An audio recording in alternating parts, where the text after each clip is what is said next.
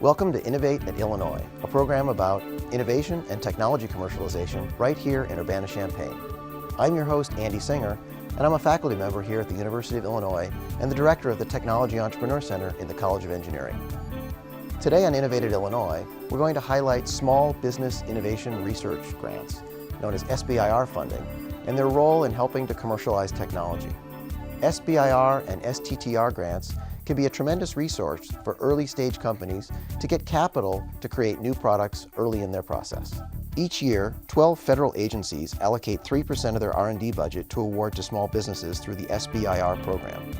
This encourages small business participation in federal research and development and helps to support new startup formation in the United States. SBIR and STTR grants also help small businesses translate their research into commercialized products and services for the private sector and for government use. In Champaign County alone, 127 SBIR and STTR grants totaling over $47.5 million were awarded to small businesses between the years of 2004 and 2010. On today's show, we hear from 3 local companies who were successful in getting SBIR and STTR funding to help commercialize technology. We'll start with Illinois ROCSTAR, where real rocket scientists are using codes to perform rocket simulations. We'll hear from Mimosa Acoustics, who are developing state-of-the-art auditory testing technology. And we'll also hear from STARFIRE Industries, who are developing next-generation plasma technologies. Join us as we see how SBIR and STTR funding has really helped these companies get moving. Next on Innovate at Illinois.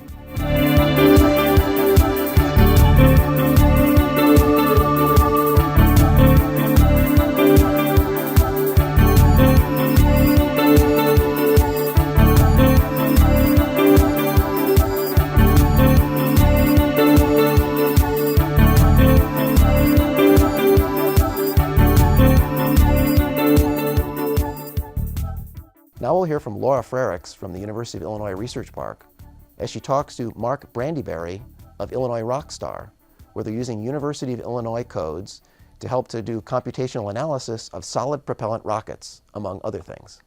Hi, I'm Laura Frerichs from the University of Illinois Research Park. I'm joined here today on Innovate at Illinois by Mark Brandyberry, Chief Operating Officer of Illinois ROCSTAR, a company located in the EnterpriseWorks Incubator. Welcome, Mark. Hi, Laura. Glad to be here. Can you tell us a little bit more about the company and how it got started?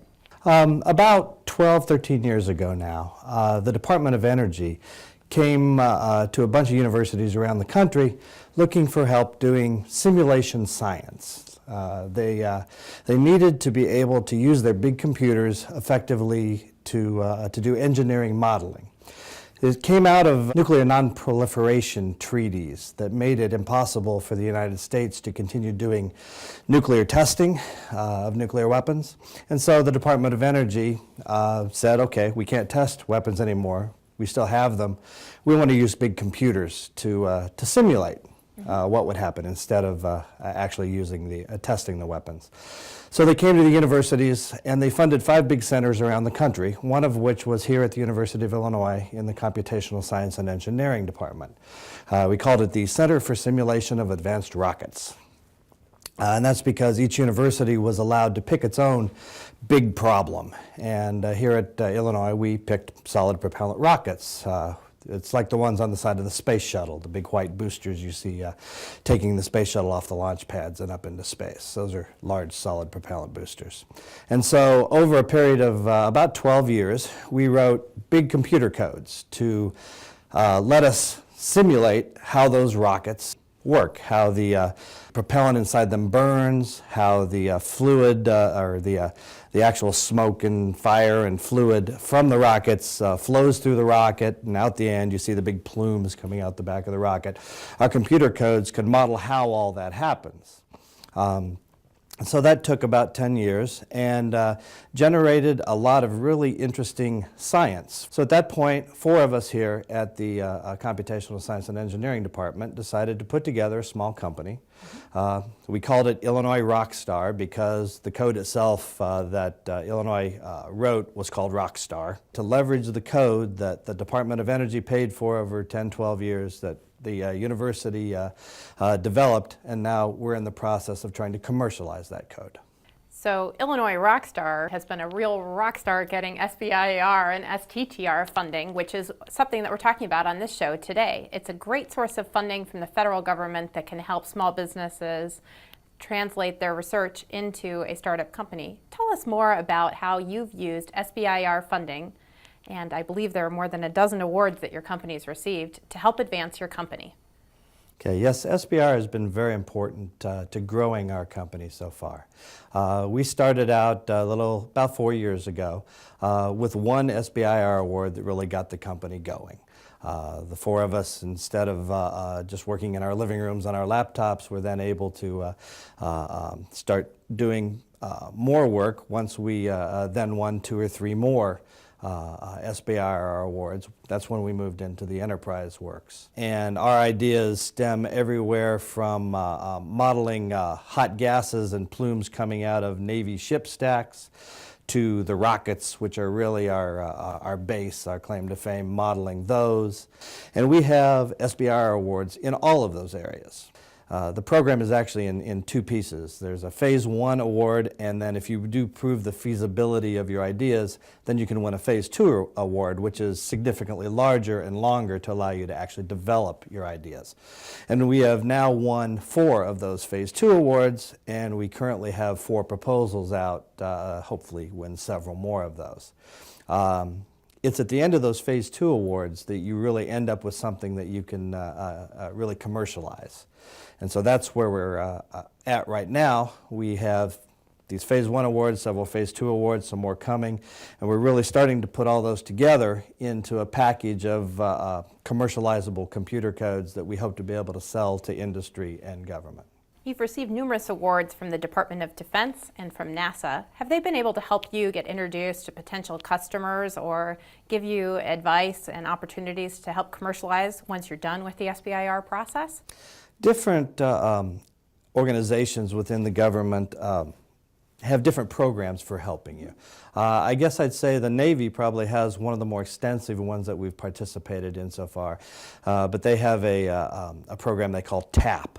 That they help you with marketing materials. They have a big trade show that they bring all their SBIR award winners to, and then they have people from all the different Navy services come in, and so that was an excellent experience for us because we'd never done anything like that before. Why do you think the federal agencies maybe chose to award your company? What are some of the reasons that you think you've been successful in this funding?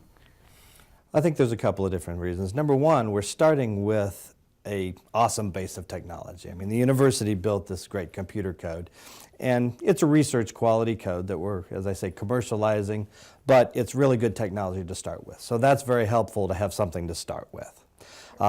Secondarily, coming from a university environment, we're all really good at writing.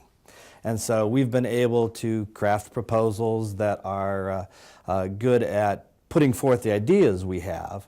So there are many new entrepreneurs at the University of Illinois that might think SBIR funding could be a route to help them start a new company or commercialize what's in their research labs. What's some advice that you would share with a new entrepreneur that's applying for SBIR funding the first time?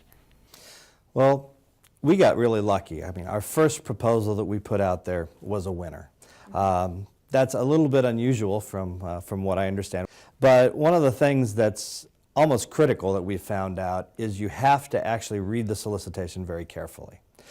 Like I say, it's not a research proposal. You're not trying to take an idea you have and sell it to somebody else just as that idea. It's really designed to help small companies take things like university research products and turn them into products that the services can actually use. They might put out a couple of hundred different requests for proposal. And the times that we have been the most successful is when our codes, our science, what we know fits that topic really well. Mm-hmm. Very seldom have we been successful when we try to stretch. That's really one of the major things we've found is you have to respond to the RFP. And if you don't, the people who wrote it are probably going to write you off. What are some of your goals as you look forward to the future of Illinois ROCSTAR? Well, we've been, as you say, very successful in the SBIR world. But that's only the beginning. The SBIR program is really designed to help companies like us get started, get our feet under us, produce a product, and then start really selling it in industry. And we're starting that now. We've had some success selling our services to, say, rocket companies. We have one negotiation going on right now to license our code to an organization. We'd like to be much more commercial sales, licensing, engineering services sales to people other than the SBIR world. It can still be government. I mean, we do large-scale engineering simulations, and we're trying to break into the industrial world. They say that the SBIR is a three-phase system, phase 1, phase 2, and then phase 3. Well, phase 3 just means you go out and sell it. Well, we've sure enjoyed watching Illinois ROCSTAR grow in the incubator, and we hope that that experience has been helpful to you as well. The incubator has been an excellent experience for us. When we first started the company, and it was 4 guys in our living rooms, once we got a few contracts and we needed to start hiring employees, we couldn't do all the work ourselves.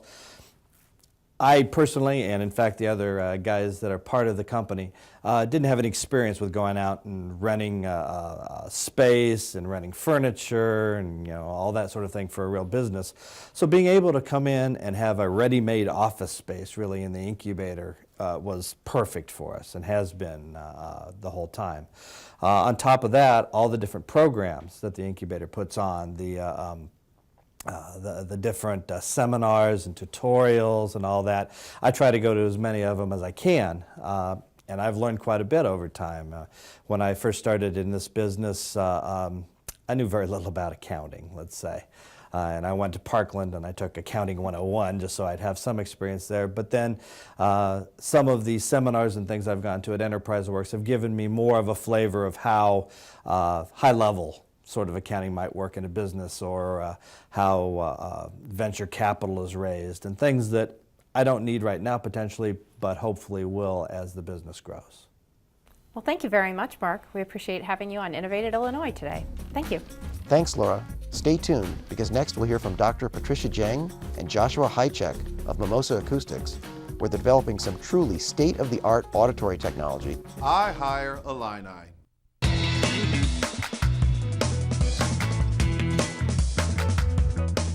I hire Illini because they're prepared to solve real-world problems. Because they understand how innovation can improve people's lives. Because Illinois has a tradition of excellence. I hire Illini because they're brilliant leaders. I hire Illini because they have great potential. Because I need top-notch talent. I hire Illini because I have high expectations. I hire Illini because they're hard workers. I hire Illini because we need more orange and blue in the office. Because I know they're going to be successful. I hire Illini because when I yell I-L-L, I want a response. But don't tell my alma mater. I hire Illini. Who are you hiring? Find out for yourself how these companies and more are hiring Illini.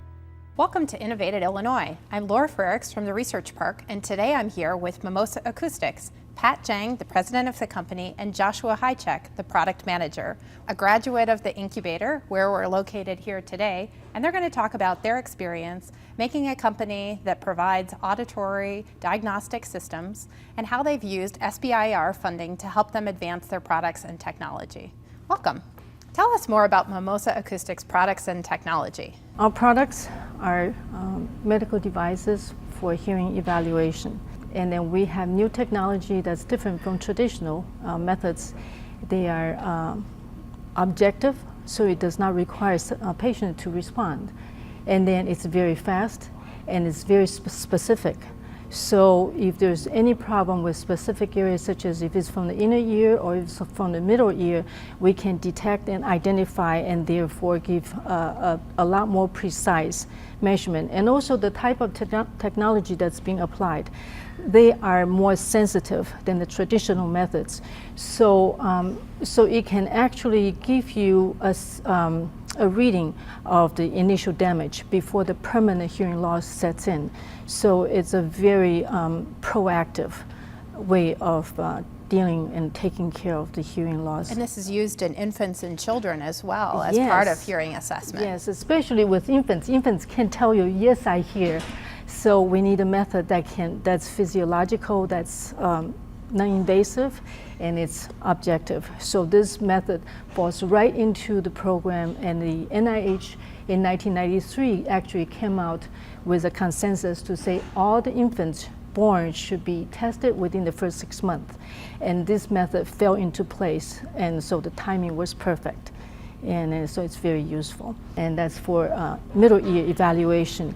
And the two combined make it perfect, because the current middle ear measurement system cannot be used in infants because it pressurizes the ear canal, while the infant's ear canal is very compliant. So it's not reliable. But with our methods, together with one measurement, then you can tell whether the problem is middle ear or whether the problem is inner ear, if there's any problem. So it reduces false positive rate and then give you a quick reading. And it's being used by healthcare providers. The method for the inner ear test has been implemented and is being used widely, but the middle ear is the problem where it causes a lot of false positive rates. And then so to reduce it, our new technology will help.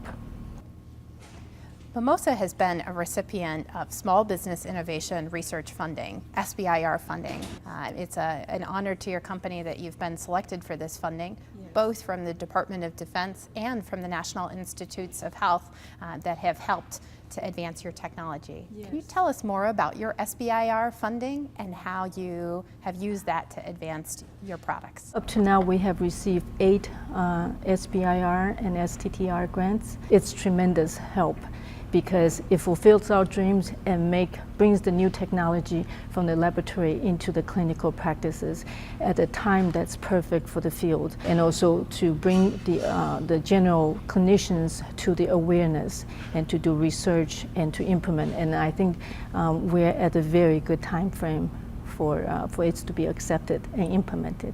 So there have been several agencies that have provided funding in all these 8 awards that you have received. Are there differences that you see in doing work with one agency or another in how you interact with those different agencies? There are large differences. I think, in general, there are certain things that are very consistent. One, they usually have a set of requirements that you have to fulfill. So you have to pay very close attention to those requirements and make sure that you meet each one of them. And oftentimes what's written, say, in a DoD solicitation may not actually be the actual requirements that they need. So you have to be very careful in probing for those requirements, make sure that you actually know what they are, and talk to your program managers and get all your questions answered. So aside from the requirements, there are different ways of funding and receiving funding, different amounts of funding for different organizations, different time periods that the work can be completed over. So there's a lot of differences, and each organization has their own reporting requirements. Some are monthly, some are bi-monthly, some are quarterly or yearly, and it can be quite cumbersome to be working across different organizations to keep track of it all, so you have to pay very close attention.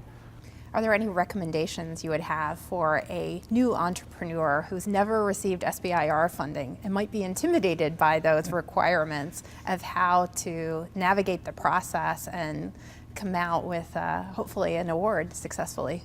First and foremost, start early. Start as early as you can. And then make sure the topic that you are pursuing is something that you're interested in and something that you have relevant experience in.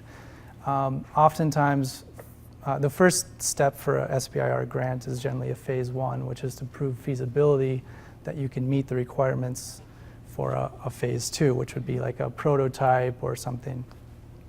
So if you haven't done some relevant work already and you don't have a strong team, then the chances of actually making it to a phase 2 are much smaller.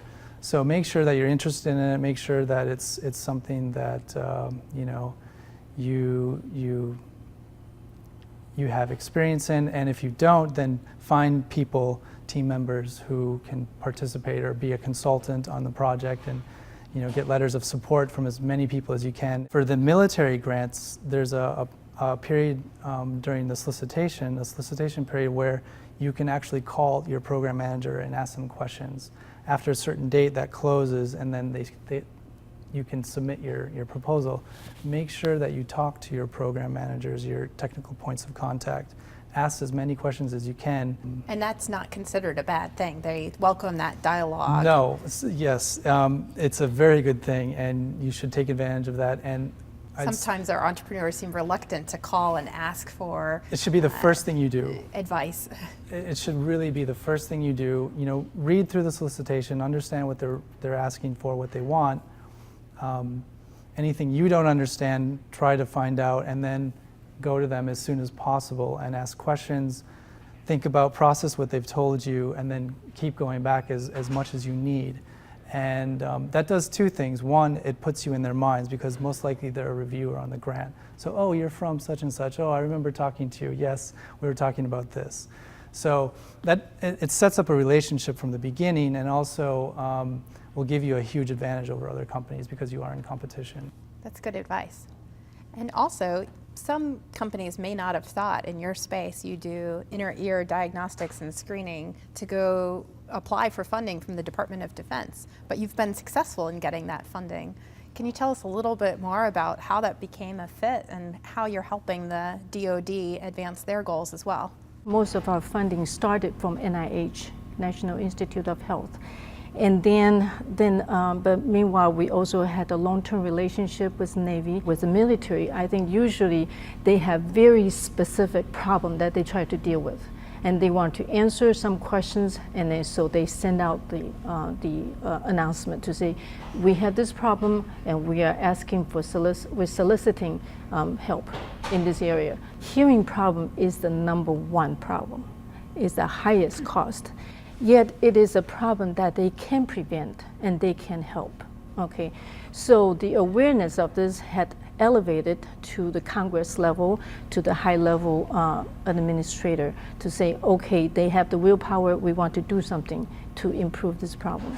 And then so they have a current hearing conservation program using traditional method, which is important, but it's outdated. And also that method only tells you after effect you have the hearing loss. And with our new technology, it's more sensitive, and it can tell, can indicate that when there is a problem that's going to happen, that there's subclinical damage, and then so do something now before it becomes permanent. So that makes this method very useful and very proactive for them. And the technology could be applied to the military and yes. to the enlisted $1.2 billion of VA compensation goes towards hearing, hearing-related injuries. Right. So hearing loss, tinnitus, things like that. Right. $1.2 billion, that's a lot of money. And going through the SBIR, STTR process, have the federal agencies or your program managers been able to help you with commercialization or potential future customer introductions, other opportunities to advance the company? When it comes to something like commercialization, then for the military, that would be like a phase 3, where they provide match funding for every dollar you provide, they'll provide a dollar.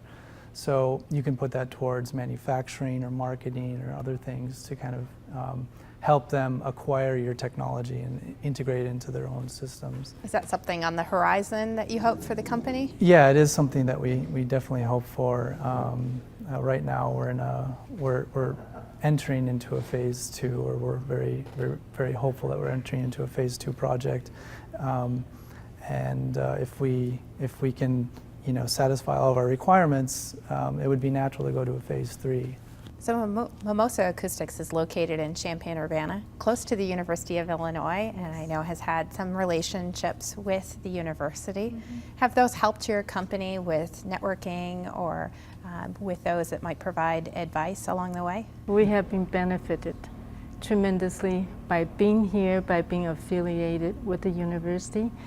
It really helped the company to build up, to bloom, and then so what we have what we have done is not just laboratory grade, but it really bring it to the clinical, to commercial grade.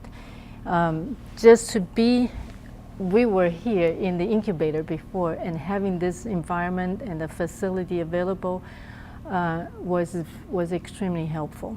Okay, so it immediately falls into like a lot of camaraderie kind of atmosphere, and then there's a lot of services that's provided by the research park, by the university, to educate us that I struggled many years before. Okay, so that's one tremendous thing.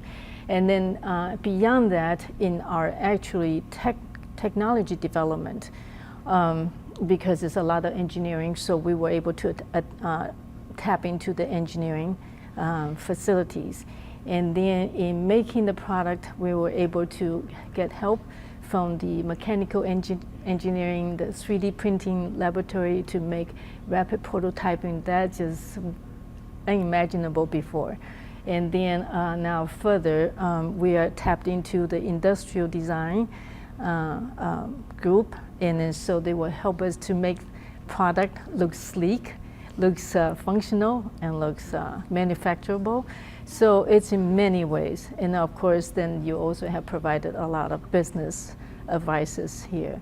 So it's a very nurturing environment, and we are very fortunate.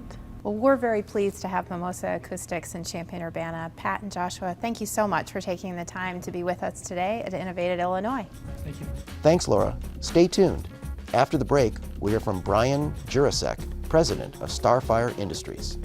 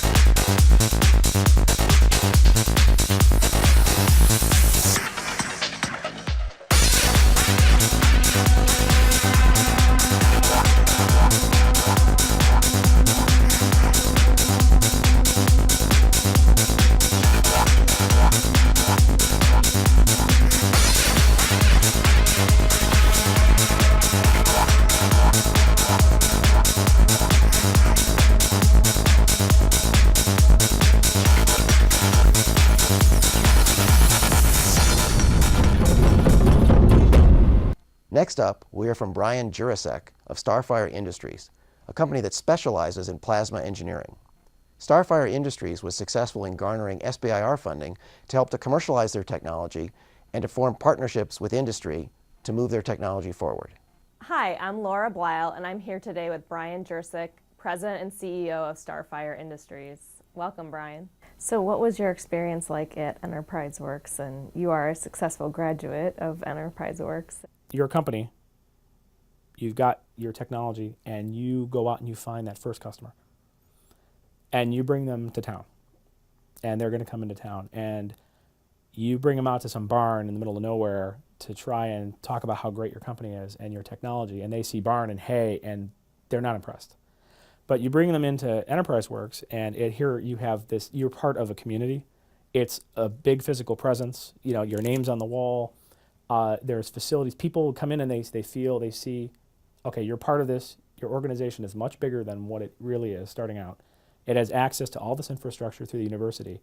And it's all, you don't have to say that. It's all subconscious. People pick it up. They feel it. They get it. And what it does is it adds confidence in your business and your capabilities. You know, if you have a problem, you have resources to go to.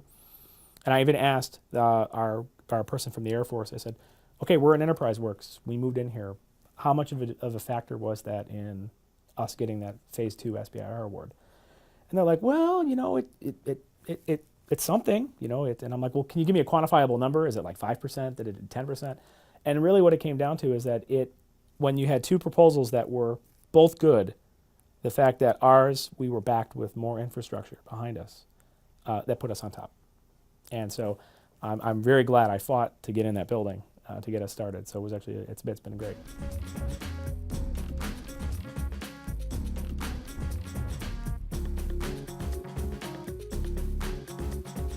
Twice a year, the Research Park and the University of Illinois host a one-day workshop for University of Illinois and community entrepreneurs to learn about writing an effective proposal for the SBIR process. Mike Skriner of Skriner Consulting has been the trainer in 2010 and 2011. Mike has helped more than 100 small businesses in Illinois on SBIR applications and has strong government grant experience from his work at SAIC in the Research Park. The training that I provide is to acquaint small businesses with the SBIR program. I've worked on this program for over 5 years, and I've provided assistance to somewhere over 100 small Illinois businesses, and to strategize, develop, and submit proposals. And our track record is very good. We have an award rate that is in the range of 2 to 3 times better than the average historical award rate in the SBIR program.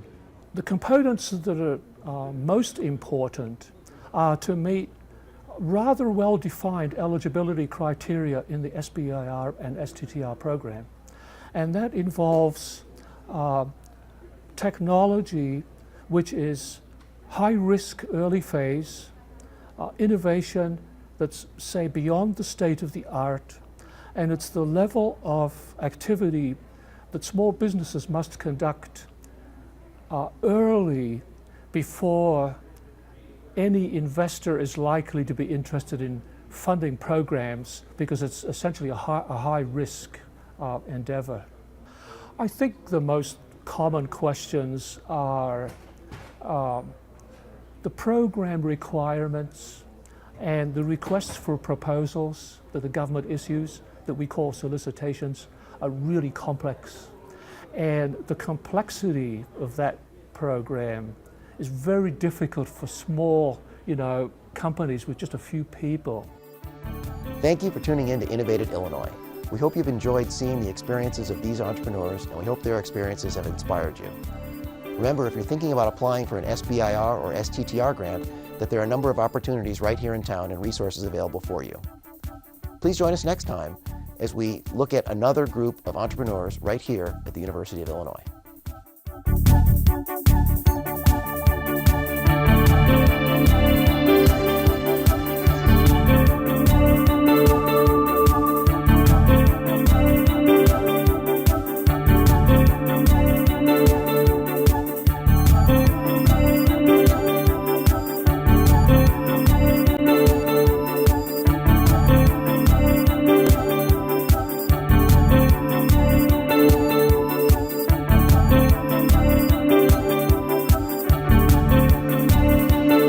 Innovate at Illinois is a UI7 production, produced by Technology Entrepreneur Center and the University of Illinois Research Park.